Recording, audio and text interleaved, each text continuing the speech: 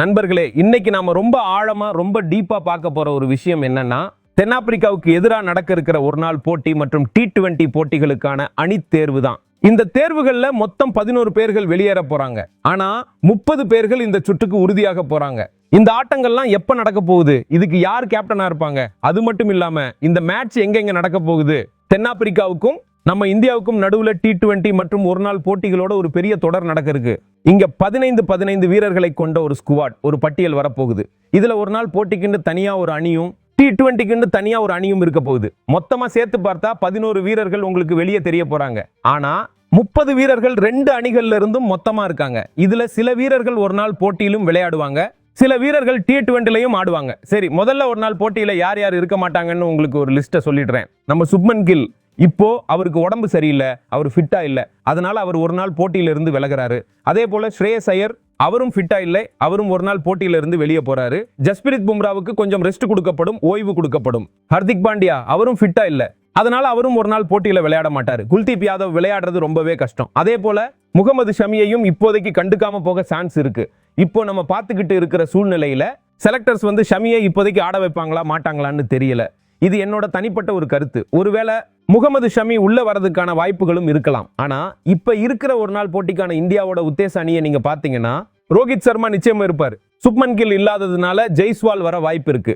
விராட் கோலி, லோகேஷ் ராகுல், ருதுராஜ் கெய்க்வாட் இவரோட வரவு நிச்சயம் இருக்கும். ஏன்னா தென்னாப்பிரிக்காயை அணிக்கு எதிராக இவர் ரன் அடிச்சிருக்காரு. ரிஷப் பந்த் கேப்டனா இருக்கலாம். சிவம் துபே, நிதிஷ்குமார் ரெட்டி, ரவீந்திர ஜடேஜா, அக்ஷர் படேல், வாஷிங்டன் சுந்தர், வருண் சக்கரவர்த்தி, ஹர்தீப் சிங், ஹர்ஷித் ராணா மற்றும் முகமது சிராஜ், இந்த 15 வீரர்கள் கொண்ட உத்தேச அணிதான் ஒரு நாள் போட்டியில் ஆட சான்ஸ் இருக்கு. இப்போ T20 போட்டியை பத்தி பேசணும்னா சில வீரர்கள் இருக்க மாட்டாங்க. ஏன்னா நான் இப்போ சொன்ன ஒரு நாள் போட்டிக்கான டீம் ரொம்பவே வேறையா இருக்கும், T20க்கான டீம் இதை விட ரொம்பவே வேறையா இருக்கும். அதனால தான் நான் சொன்னேன் 11 வீரர்கள் வெளியே போவாங்க, 30 வீரர்கள் ஆடுவாங்க. இந்த 30 வீரர்கள்ல சில பேர் வெளியே இருப்பாங்க. இப்போ உதாரணத்துக்கு ரிஷப் பந்த் ஒரு நாள் போட்டி ஆடுவாரு, ஆனா T20 ஆட்டத்தில் அவர் இருக்க மாட்டாரு. ஐயர் ஆட மாட்டாரு, ஜஸ்பிரித் பும்ரா ஆட மாட்டாரு. ருதுராஜ் கெய்க்வாடுக்கு ஒரு நாள் போட்டியில வாய்ப்பு கிடைக்கும், ஆனா T20ல கிடைக்காது. லோகேஷ் ராகுல், சிராஜ், ஜெய்ஸ்வால் இவங்க எல்லாரும் இந்த தொடர்ல விளையாட மாட்டாங்க. இதுல ஜஸ்பிரித் பும்ராவும் ஸ்ரேயஸ் ஐயரும் 2 ஃபார்மட்லயுமே இருக்க மாட்டாங்க. மற்ற வீரர்களோட பேர்கள் நான் சொன்னதுல சில பேர் ஒரு நாள் போட்டியிலும் சில பேர் T20 போட்டியிலும் இருப்பாங்க. ஆஸ்திரேலியா தொடர்ல பார்த்த மாதிரி தான் ஒரு நாள் போட்டியோட அணி வேறையா இருந்தது, D20ஓட அணி வேறையா இருந்தது. நான் ரோஹித், விராட்டோட பேரை ஏன் சொல்லலைன்னா அவங்க ஒரு ஃபார்மட்ல மட்டும்தான் ஆடுறாங்க. இப்போ T20க்கான உத்தேச அணியை பார்த்தீங்கன்னா அபிஷேக் சர்மா, சுப்மன் கில், திலக் வர்மா, சூரியகுமார் யாதவ் இவர் கேப்டனா இருப்பாரு. சஞ்சு சாம்சன், ஜிதேஷ் சர்மா, ஹர்திக் பாண்டியா, சிவம் துபே, குல்தீப் யாதவ், வாஷிங்டன் சுந்தர், அக்ஷர் படேல், ஹர்ஷத் ராணா, ஹர்தீப், வருண் சக்கரவர்த்தி மற்றும் நிதிஷ்குமார் இவங்க எல்லாரும் தேர்ந்தெடுக்கப்பட சான்ஸ் இருக்கு. இப்போதைக்கு அணிகள் கொஞ்சம் வேறையா இருக்கு. சில வீரர்கள் ஒரு நாள் போட்டியில இருப்பாங்க, சில பேர் T20ல இருக்க மாட்டாங்க. அதே போல T20ல விளையாடுறவங்க ஒரு நாள் போட்டியில இருக்க மாட்டாங்க. இந்த மாதிரியான விஷயங்கள்லாம் நம்ம பார்க்க போறோம். இது மட்டும் இல்லாம முதல் ஒரு நாள் போட்டி நவம்பர் மாதம் 30ஆம் தேதி நடக்க போகுது.